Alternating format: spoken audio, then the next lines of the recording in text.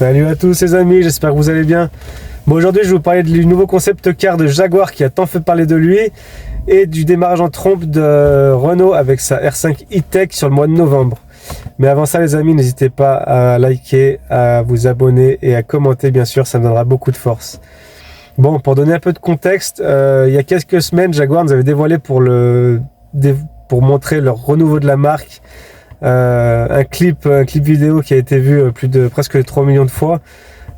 C'était en couleur, de couleur rouge, jaune, orange, tout ce que vous voulez. On aurait dit une pub de cosmétiques ou de mode.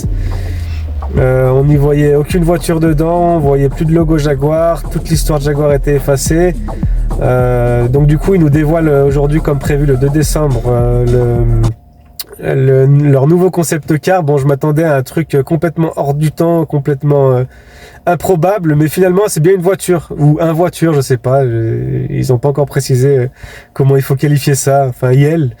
Bref, du coup c'est bien une voiture finalement, hein. Ça ressemble à une voiture avec des belles proportions, un petit porte-à-faux arrière, un long capot, assis sur les roues arrière.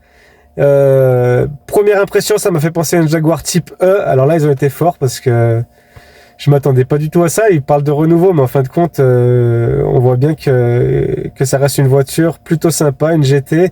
Alors regardez, je me suis amusé à faire une petite superposition, un petit calque de la Jaguar type E et de celle-là. On voit que les proportions sont toutes gardées, c'est exactement les mêmes. Donc peut-être que ça va être un revival. En tout cas, bon là ça reste à l'état de concept car, c'est très anguleux avec beaucoup de plénitude. Et puis ce qui choque, c'est aussi la face avant lisse, sans calandre.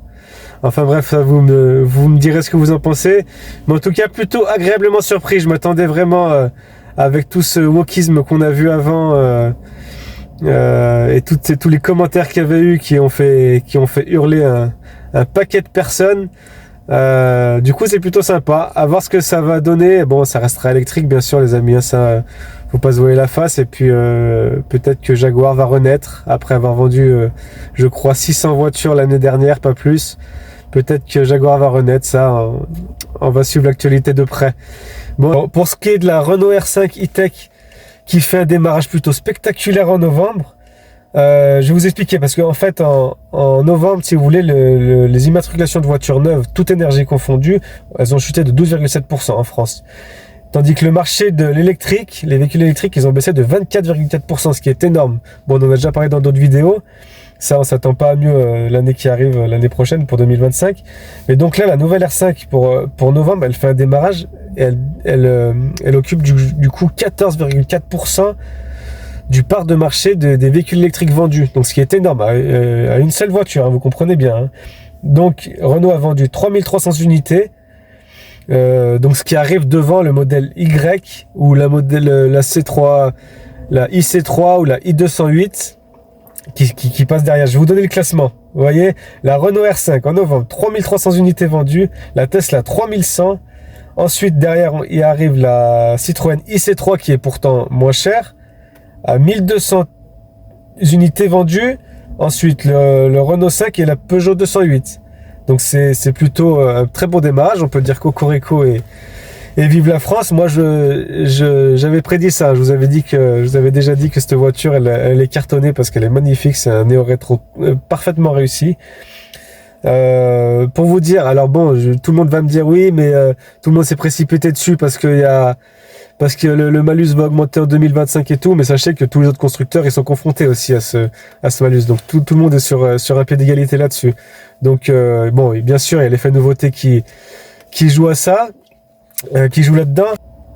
Oui, vous allez aussi me dire oui, mais c'est des chiffres factices parce que vous savez il y a les ventes de véhicules de démonstration, tous les pré-leasing, les flottes qui ont acheté ça. En fait non, parce que je me suis penché un peu sur le sujet. Il y a que seulement dans les 3000 unités de vente de Renault R5, il y a que 9% qui sont dans cette politique là de véhicules de démonstration immatriculés tout de suite. Donc en fait c'est un très bon démarrage, donc on peut saluer ça.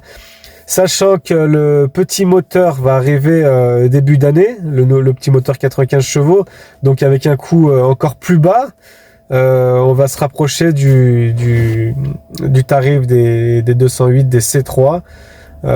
Donc je pense qu'elle va passer largement devant tout le monde. Donc affaire à suivre les amis. Et puis bon, c'est tout pour moi. À bientôt les amis.